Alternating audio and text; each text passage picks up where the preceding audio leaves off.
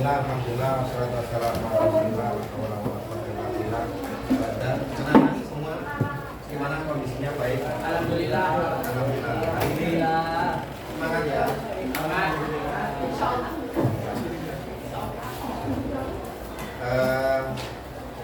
Kita akan belajar bersama terkait dengan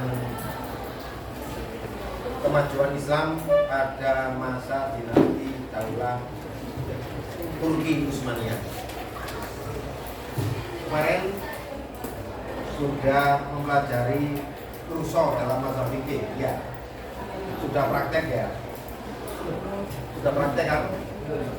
Belum praktek. Sudah belum? Belum sudah ya, tahu. Sudah belum? Masih berarti belum. Sudah Pak, saya sudah. Ya. Kemarin saya juga. Ya, sudah. Jadi siapa yang nak masuk hari ini? Naila aja. Kemana Naila? Kemana Naila? Sakit?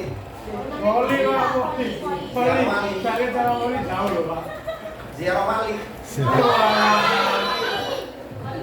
Oh, wali. Itu berarti Naila ini atlet voli. Ya, nggak apa-apa. Ekstra olahraga bagus. Itu nanti kalau memang juara bisa dapat tiket masuk ke sekolah yang lebih lanjut. Asalkan juaranya tingkat minimal kabupaten. Ada juara kandang, juara SMP 1 ya, nggak ada apa-apa ya. Kalian apa saja ekstra yang diminati, kalau memang itu ada kompetisi ya ikuti saja. Kalau juara sampai tingkat minimal kabupaten maka dapat golden ticket untuk masuk ke sekolah yang lebih lanjut. Tinggal milih nanti SMK atau SMA mana. Nah sekarang untuk masih kelas 8 ya, semangat untuk meningkatkan kemampuannya baik bidang akademik maupun non akademik. Anak-anak, mari pertemuan ini kita buka bersama dengan bacaan suratul Fatihah. Al-Fatihah.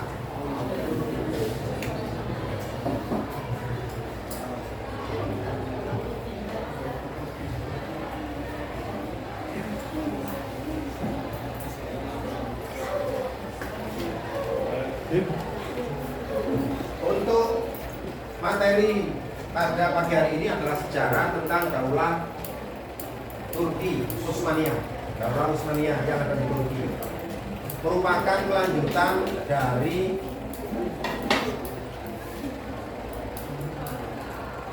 kekhalifahan sebelumnya.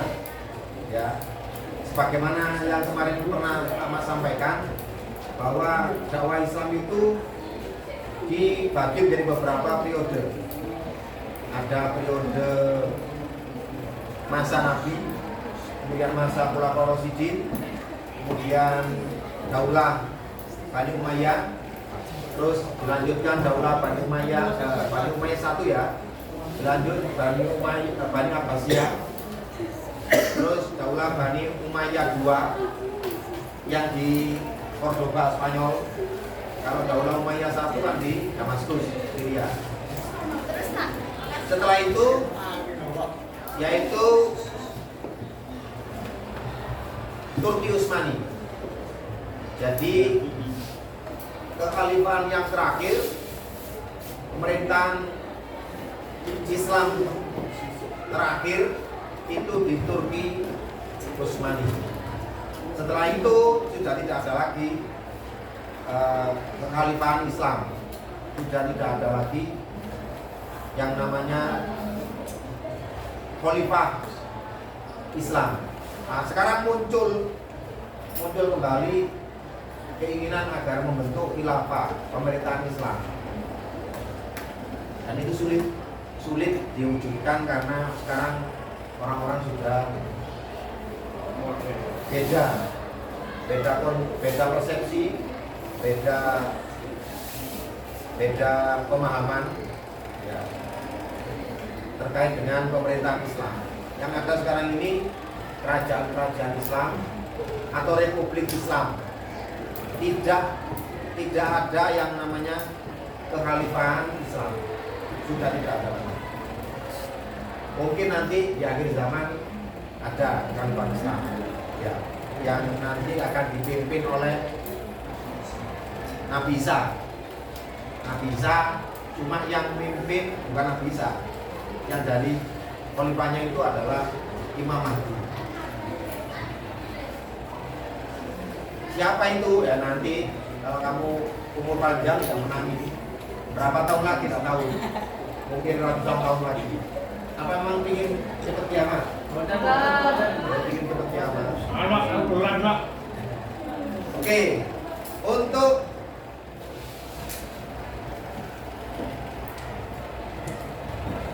permulaan saya ingin bertanya kepada kalian yang diketahui tentang daulah Turki Utsmani. Ada yang pernah mendengar atau pernah membaca tentang sejarah peradaban Islam pada masa daulah Utsmani? Barangkali ada yang tahu apa itu Turki Utsmani? Tidak ada yang tahu. Memang ini CP yang terbaru itu Turki Utsmani dimasukkan. Sebelumnya di buku kalian tidak ada. Jadi di kitab kalian tidak ada yang namanya bab daulah Turki Utsmani, tidak ada. Jadi ini tambahan terbaru, kurikulum yang terbaru. Nanti saya share ya di grup ya, sebagai bahan belajarnya. Tidak ada yang tahu. Tidak ada yang tahu. Belum pernah dengar sama sekali. Tidak pernah melihat video atau film tentang film Turki. Ada yang pernah? Yang kamu tonton drakor itu ya? Iya, drakor lagi. CEO.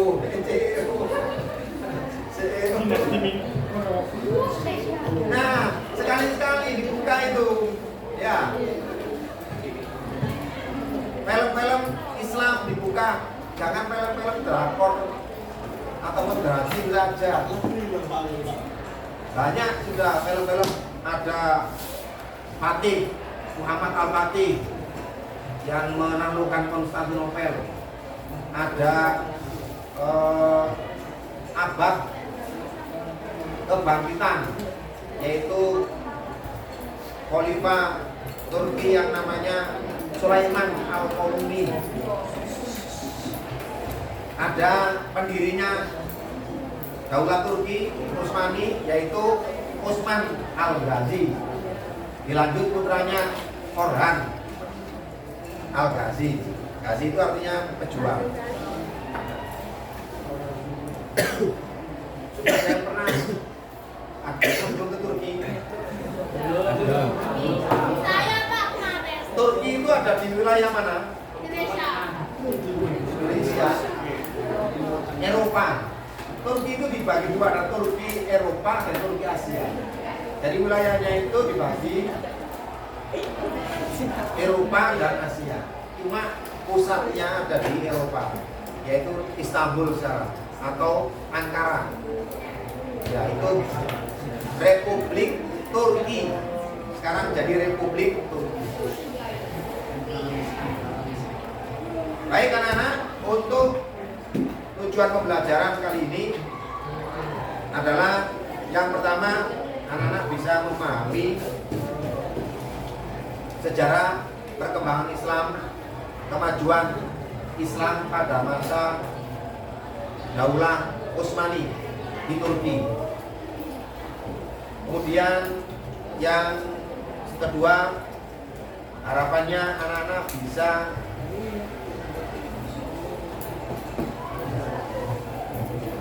mengambil pelajaran dari perkembangan Islam pada masa daulah Turki Utsmani.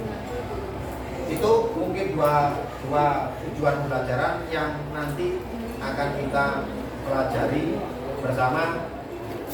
Lebih lanjut, anak-anak diikuti kakak-kakak dari Winsa akan mengantarkan membersamai kalian dalam belajar pada kesempatan pagi hari ini. Saya berharap anak-anak bisa mengikuti pembelajaran dengan baik dan bisa bekerja sama dengan baik. Kiranya itu, kurang lebihnya mohon maaf. Assalamualaikum warahmatullahi wabarakatuh.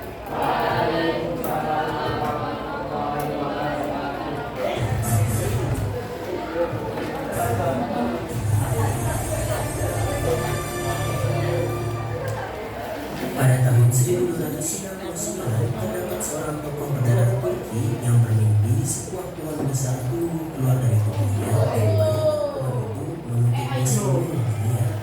Tokoh ini bernama Osman Gazi, anak dari dan atas bantuan dari penerusnya, mimpinya ini menjadi nyata dan mereka berhasil membuat dinasti yang sangat besar dan sangat kuat di Anatolia saat itu. Kata Ottoman atau Turki Utsmani sendiri berasal dari nama pendirinya, yaitu Osman Gazi. Ia adalah pemimpin pertama yang bermimpi untuk membuat dinasti Turki Utsmani dan membawa ajaran agama Islam serta menegakkan keadilan di seluruh dunia. Dalam video kali ini, kita akan membahas tentang peristiwa-peristiwa penting yang terjadi dalam sejarah Turki Utsmani dari awal mula masa kebangkitan hingga berakhir dan dihapusnya dinasti Turki Utsmani dari muka bumi. Selamat menonton.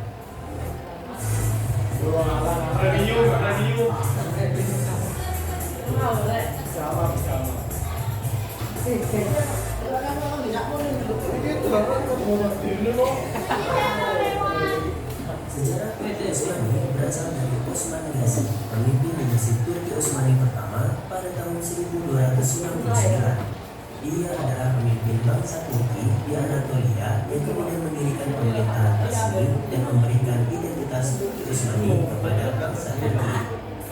Osman Gazi dan anaknya mulai menguasai wilayah-wilayah di sekitarnya dan memperluas kekuasaannya sampai ke bagian barat wilayah Bursa dan akhirnya menguasai kota Bursa pada tahun 1326. Bursa menjadi pusat pemerintahan dinasti Turki Utsmani. Di saat yang sama, Romawi kehilangan kontrolnya terhadap tanah Anatolia di bagian barat laut. Turki Utsmani melanjutkan ekspansinya dengan melakukan wilayah-wilayah penting seperti Tesalonika milik bangsa Venesia pada tahun 1387. Kemudian pada tahun 1389 mereka berhasil menaklukkan Kosovo yang kemudian berefek menghentikan kekuasaan bangsa Siberia di wilayah tersebut. Hal itu membuat Turki Utsmani dapat masuk ke wilayah Eropa. Waktu itu, dalam rangka menghentikan ekspansi bangsa Turki ke Eropa, terjadi peperangan Nikopolis pada tahun 1396. Namun, Turki Utsmani berhasil memenangkan perang besar itu. Peperangan itu dikenal sebagai perang salib terbesar dan terakhir di abad pertengahan. Hal itu terjadi karena jasa Sultan Beyazid yang berhasil membuat wilayah Turki Utsmani menjadi 2 kali lebih besar di antara tahun 1389 dan 1502. Ia pun diberi julukan sebagai Yildirim Beyazid atau Sultan Beyazid Sang Petir. Sayang sekali, Sultan Beyazid belum bisa menentukan wilayah dinasti Turki Utsmani secara keseluruhan karena belum menguasai kota Konstantinopel. Beberapa masa kemudian terjadi peperangan antara Sultan Beyazid dan Sultan Timur. Namun, Sultan Beyazid kalah perang dan ditawan oleh Sultan Timur. Hal ini kemudian memicu perang saudara pertama dan satu-satunya dalam sejarah Turki Utsmani di kurun waktu 600 tahun terakhir. Hal ini terjadi karena setelah perang tersebut, anak Sultan Beyazid ingin mengambil kembali takhta dinasti Turki Utsmani. Kemudian, kekacauan pada waktu itu berhasil diledakkan dan diakhiri oleh Sultan Mehmed pertama dan mengembalikan kekuatan Turki Utsmani seperti semula. Pada tahun 1430 dan 1450, anak Sultan Mehmed pertama yang bernama Sultan Murad kedua adalah orang yang berhasil merebut kembali wilayah Turki Utsmani yang hilang pada peperangan Ankara. Sultan Murad II berhasil mengalahkan tentara gabungan kerajaan Hungaria pada operasi sulit di wilayah Hungaria. Ia juga berhasil memenangkan perang untuk mempertahankan penyerangan Kosovo ke wilayah Turki Utsmani pada tahun 1448.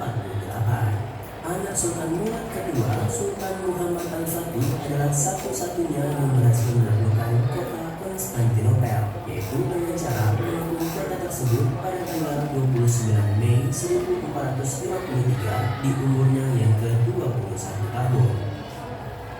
Sultan Muhammad Al-Fatih kemudian mengubah nama kota tersebut menjadi Kota Istanbul, dan Kota Istanbul kemudian dijadikan sebagai pusat pemerintahan dinasti Turki Utsmani, dan dengan segera kota tersebut menjadi pusat perdagangan dan kebudayaan internasional. Sultan Muhammad Al-Fatih kemudian berkuasa pada tahun 1453 sampai tahun 1481, dan ketika beliau meninggal, anaknya yang bernama Sultan Bayezid II menjadi penerusnya.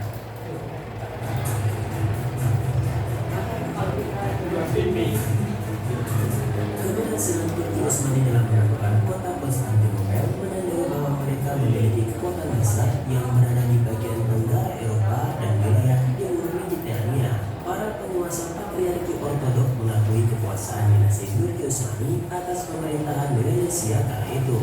Mereka menyadari bahwa ini adalah awal dari kebangkitan dinasti Turki Utsmani. Pada abad 15 dan 16 Masehi, dinasti Turki Utsmani memiliki kekuatan dalam menaklukkan wilayah yang sangat luar biasa. Pada tahun 1517, di bawah pemerintahan Sultan Selim pertama, Turki Utsmani berhasil menaklukkan kota Mesir, Syria, wilayah Arab, dan juga tanah Palestina dalam waktu yang sangat singkat. Dalam penaklukan ini, mereka menjadi penguasa jalur perdagangan di wilayah Timur Tengah. Hal ini karena tidak ada yang bisa pergi ke wilayah barat atau timur tanpa melewati wilayah dinasti Turki Utsmani. Dinasti Turki Utsmani pun menjadi kaya raya karena wilayah perdagangan dunia antara Eropa dan Asia dalam kekuasaannya. Kapal perang Turki Utsmani juga menjadi andil yang sangat besar dalam memperluas dan mempertahankan wilayah perdagangan laut, seperti kompetisi mereka dengan Italia di wilayah perairan Laut Hitam dan Laut Mediterania, serta dengan Portugis di wilayah Laut Merah dan Samudra Hindia. Selama pemerintahan Sultan Sulaiman Al-Kanuni yang berkuasa pada tahun 1520 sampai 1566, Turki Utsmani mencapai puncak kekuasaan dan dominasinya di seluruh dunia. Sultan Sulaiman Al-Kanuni merupakan suksesor dari Sultan Selim pertama dan membuat banyak sekali pengaruh dalam sejarah Turki Utsmani. Salah satunya, Sultan Sulaiman Al-Kanuni membuat peraturan hukum dan peradilan yang sangat efisien, sehingga setiap orang mendapatkan hak dan keadilannya di masa itu. Setelah memenangkan pertempuran Mohaus pada tahun 1526, Sultan Sulaiman Al-Kanuni kemudian membangun dinasti Turki Utsmani di wilayah Hungaria saat ini dan wilayah Eropa Tengah. Ia juga melakukan penaklukan Baghdad dari orang Persia dan mengendalikan wilayah Mesopotamia serta membangun kapal perang di Teluk Persia. Waktu itu jumlah penduduk Turki Utsmani diperkirakan sekitar 15 juta orang sampai akhir kekuasaan Sultan Sulaiman Al-Kanuni. Bikin videonya hanya sekarang udah bisa langsung dengan sudah.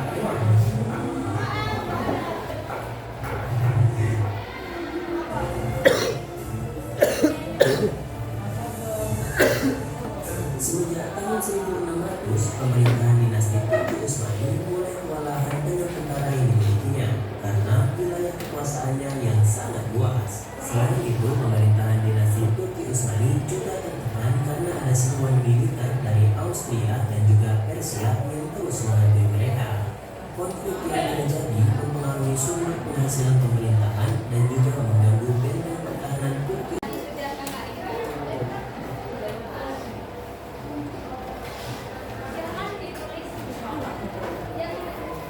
Pokok-pokok pentingnya saja.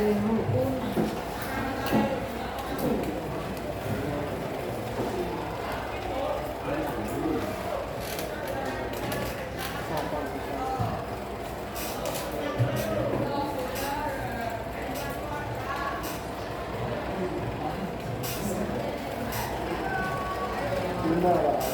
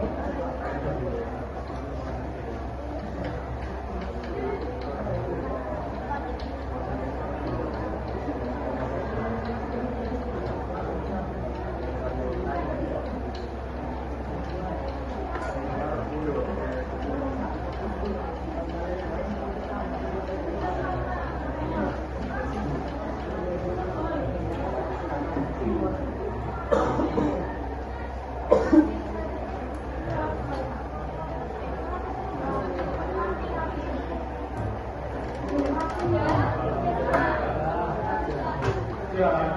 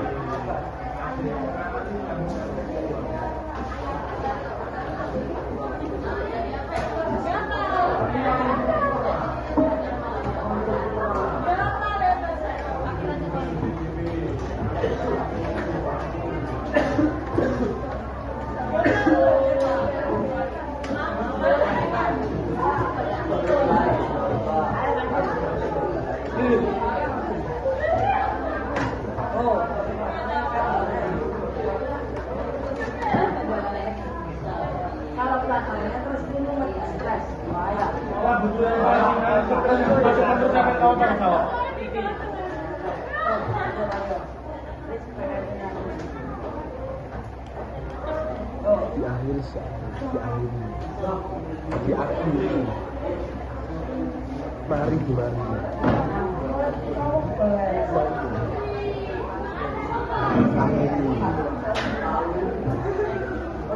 Ditutup.